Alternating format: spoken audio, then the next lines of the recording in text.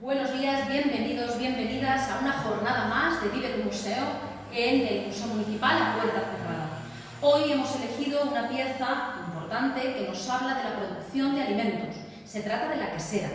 Vamos a acercarnos al mundo de la agricultura, la ganadería, la producción láctea y sus derivados, y todos los significados que esto contiene, que tienen que ver con la sociedad, con su organización, y que de alguna manera tienen que ver también con otros contenidos que hemos ido tratando, concretamente con un vídeo anterior que hablaba de los alimentos en el mundo ibérico.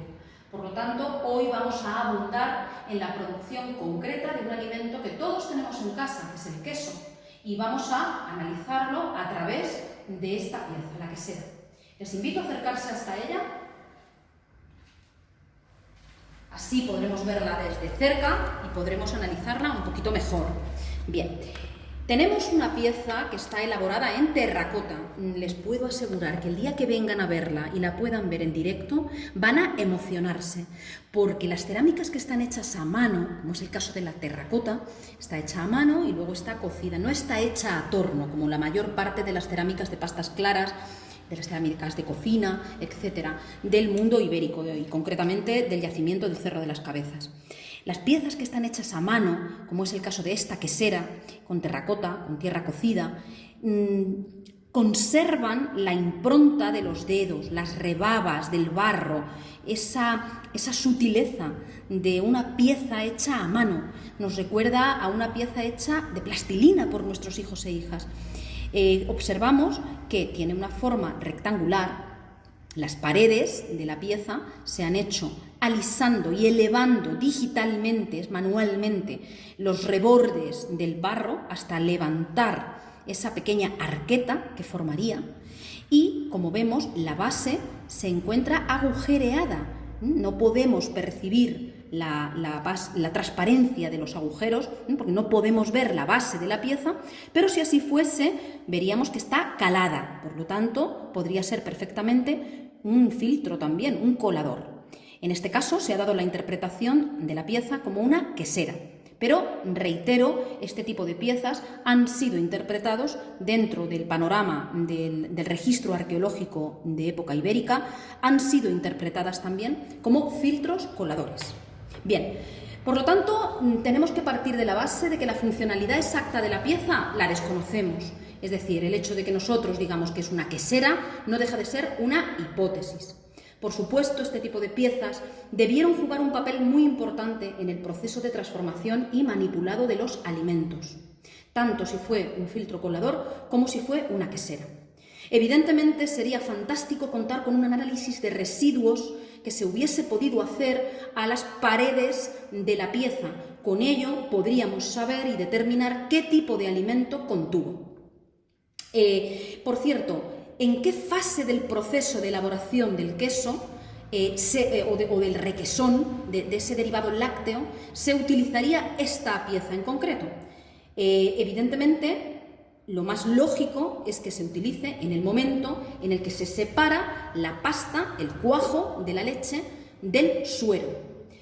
Habría que pensar que la pasta de la leche, el cuajo, se quedaría dentro de la pieza y el filtro colador lo que haría sería decantar por gravedad el suero a un recipiente que se pondría en la base y que podría perfectamente estar hecho de algún material perecedero, una pequeña arqueta de madera, por ejemplo, estoy pensando. Bien, en la Edad del Bronce en el Calcolítico, en el registro arqueológico en la península ibérica, estas piezas comienzan a generalizarse en el Calcolítico.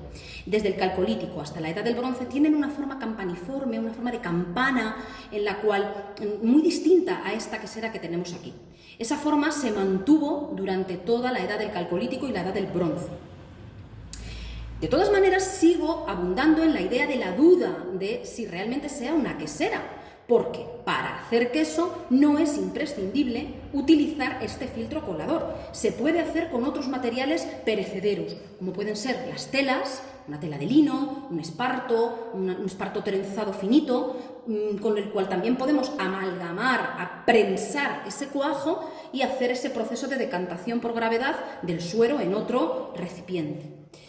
¿Dónde estaría el origen de la quesera? Y por extensión, el origen del aprovechamiento o del beneficio de los subproductos, de los derivados de la leche animal. Pues nos tenemos que remontar, evidentemente, al Neolítico.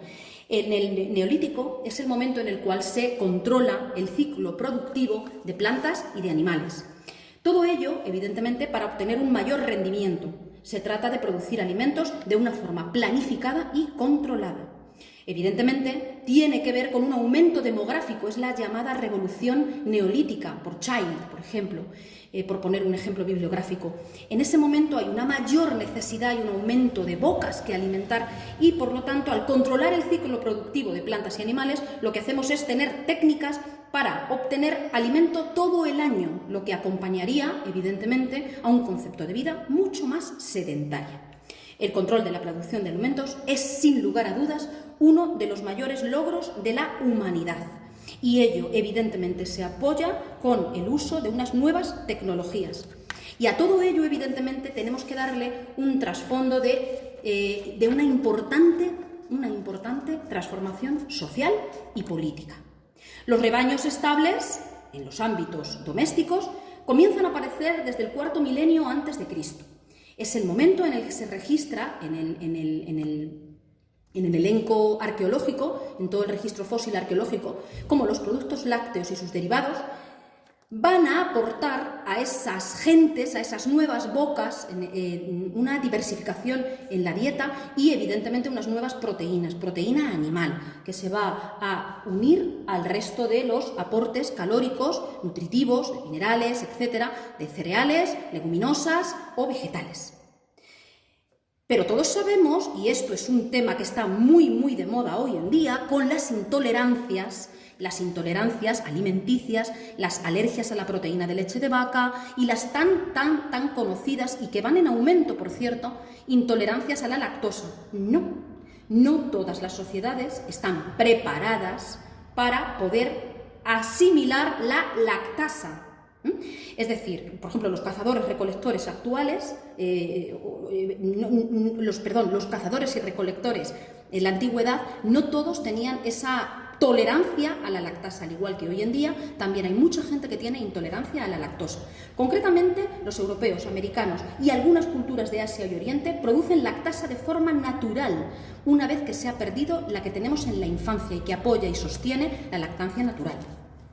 Pues bien, a partir de esta fecha, reitero, mediados del sexto milenio antes de Cristo, comienzan a aparecer en el registro fósil un montón de tipologías que han sido interpretadas para consumir leche fresca y sus derivados, como pueden ser jarras, jarritas, vasos, mantequeras o queseras. Bien, entonces ahora vamos a analizar brevemente cuál es la elaboración tradicional del queso. En primer lugar, tengo que decir que, debido a los estudios faunísticos, gracias a estos estudios y a sus resultados, que se han hecho sistemáticamente en años pasados en el Cerro de las Cabezas, sabemos que la mayor parte de las cabezas de ganado eran ovicápridos, ovejas y cabras, con un porcentaje menor, aunque presente, de la vaca y del cerdo.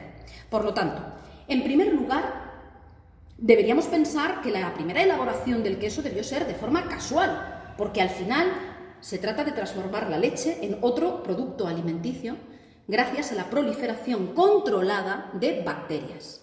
El procedimiento es muy similar al actual. En primer lugar, calentarían la leche proveniente de los animales, previsiblemente de ovejas y cabras.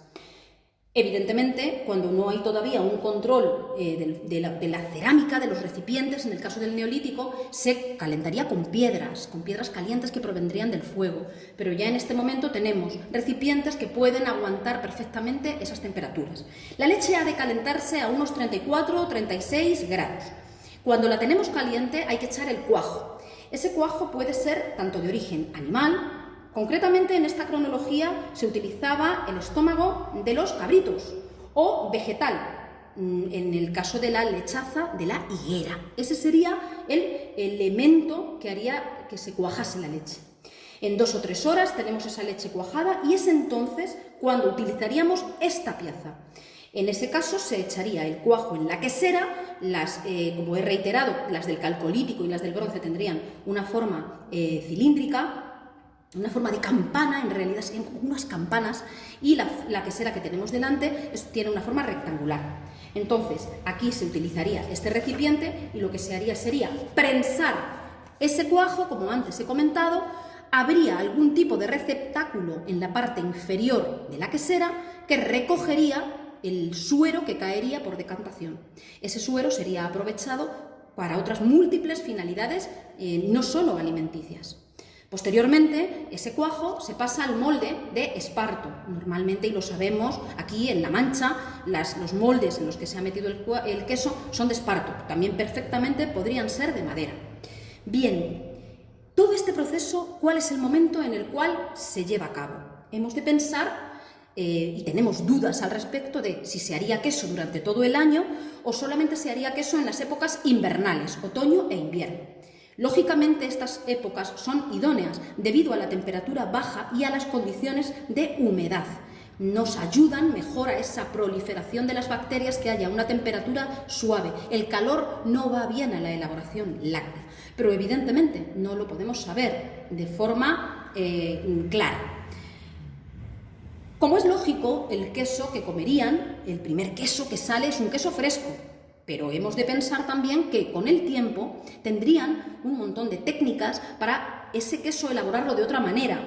El ahumado o la salazón o incluso, como ustedes saben, que ahora se ven quesos que llevan pimentón o llevan romero pegado a la costra y que va a inferir sus esencias dentro de la masa láctea. Por lo tanto, habría queso al romero o queso al pimentón. Lo desconocemos, pero es muy probable que no solo consumieran el queso fresco, sino que consumiesen el queso con otro tipo de aromas y sabores.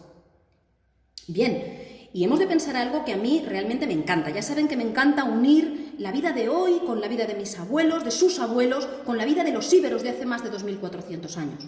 Recuerdo que una buena amiga de un pueblo cercano de Villamanrique me decía: Gema, realmente la mejor comida que tenía el ganadero, el pastor o el agricultor era un buen trozo de queso curado con un alto nivel proteico y un buen trozo de pan del que hoy nosotros conocemos como pan de cruz, es decir, de un pan íntegro, con su gluma, con su gluten, un trozo de pan y un trozo de queso. Han salvado muchas comidas de la gente que estaba trabajando en el campo. Por lo tanto, es un alimento proteico, es un alimento que aporta fuerza, pero es un alimento que se puede transportar con mucha facilidad. Y no solo de la leche y de sus subproductos y de sus materiales elaborados se beneficiaría el hombre, en lo que se ha llamado en la bibliografía arqueológica ese policultivo ganadero o revolución de productos secundarios. De ese ganado bicáprido del que hablaba antes podrían evidentemente beneficiarse tanto de la lana para poder fabricar mantas, tejidos, textiles, etc., como de la propia fuerza animal. ¿Dónde tenemos en la bibliografía, ahora que hablo de bibliografía, dónde tenemos el origen de ese beneficio de la leche y de sus productos? Bien, en primer lugar, tengo que remitirme a Oriente Próximo, concretamente al Museo de Bagdad, donde está el friso sumerio de la lechería. En este friso, es una base de tablillas y sellos de arcilla. También, aparte de este friso, se puede hacer de alguna forma la historia de los primeros registros de esta elaboración. Bien, en segundo lugar, tenemos a los griegos como segunda fuente escrita que nos habla de la elaboración láctea y de sus productos. En la Ilíada y en la Odisea hay referencias a su elaboración. En Creta tenemos también fuentes escritas que nos hablan del cuajado a base del suero del higo, de la lechaza que tiene el higo. Ese sería el elemento que haría el cuajo, y esto aparece en las fuentes escritas referidas a Creta. Y concretamente en Micenas tenemos también una referencia escrita que nos habla de una ofrenda de queso a los dioses. Posteriormente, en el mundo romano, toda esa elaboración, toda esa práctica sería aprendida por el mundo romano y en ese imperio romano lo difundirían. Y de hecho hemos de pensar que la propia palabra queso proviene de un término latino que es caseus. Bien, en el caso de los íberos, ¿qué fuentes tenemos para saber cuál era ese procedimiento y cuál era esa elaboración o sus útiles? Bien, pues por un lado tenemos las fuentes escritas, los griegos y los romanos, fundamentalmente los romanos, que nos van a contar cómo elaboraban el queso, pero también tenemos el registro arqueológico. En este caso, como ya he reiterado con anterioridad, pero voy a hacer un pequeño resumen, en el ámbito ibérico, ya estamos en el ámbito ibérico, tenemos por un lado, en primer lugar, en la cultura de los millares, en el calcolítico, es cuando empiezan a aparecer las primeras queseras, que serían esas queseras en forma de campana, perforada, con un montón de agujeritos, en cerámicas hechas a mano, a mano.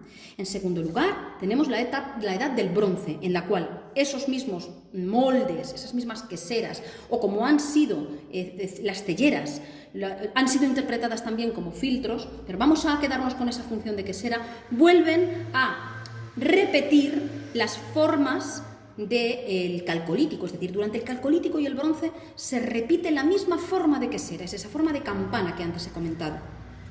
Aquí tenemos una quesera que desde mi punto de vista tiene que ver con el libre albedrío del artista, tiene que ver quizás con un artista que no es tanto un alfarero reconocido, ese alfarero que haría las grandes piezas estampilladas y caladas y que quizá tenga que ver más con esa tosquedad, esa forma tan entrañable, ¿por qué no decirlo?, que tiene la quesera de coger una pella de barro y en un momento determinado necesitar un filtro colador, necesitar un recipiente para hacer ese proceso y hacerlo de una forma muy rápida. El día que puedan venir aquí y puedan contemplar esa quesera, se van a dar cuenta de que realmente todavía queda prendido en el barro ese momento de la necesidad de doméstica, que no industrial. Voy a coger el trozo de barro, voy a cocerlo, le voy a hacer unos agujeritos y con ello voy a poder fabricar el queso. En época romana y medieval, estas queseras, este tipo de queseras que desde el calcolítico en el ámbito peninsular se llevaban realizando, desaparecen. Y ya tenemos la producción quesera que hoy en día conocemos. Espero que les haya gustado esta pieza. Les aseguro que es una de las piezas que sí que hay que venir a ver, porque aunque ustedes están ahora mismo disfrutándola en la imagen, no se pueden imaginar la cantidad de matices que se observan cuando la tienes delante. A veces, cuando paso y veo la quesera, disfruto pensando que está todavía sin secar, sin cocer. Da la sensación de que el barro está todavía fresco y las manos del que la hizo o de la que la hizo todavía están ahí presentes. Incluso los agujeritos que hacen de filtro tienen las rebabas del palito que introdujeron para poder hacer esos orificios. Esa magia que se ha quedado prendida a la pieza y que está aquí esperándoles para que vengan cuando quieran, cuando puedan, porque, como siempre reitero, no tenemos prisa. Estas piezas llevan más de 2.400 años esperando que haya ojos que las contemplen, siempre lo digo, que es importante.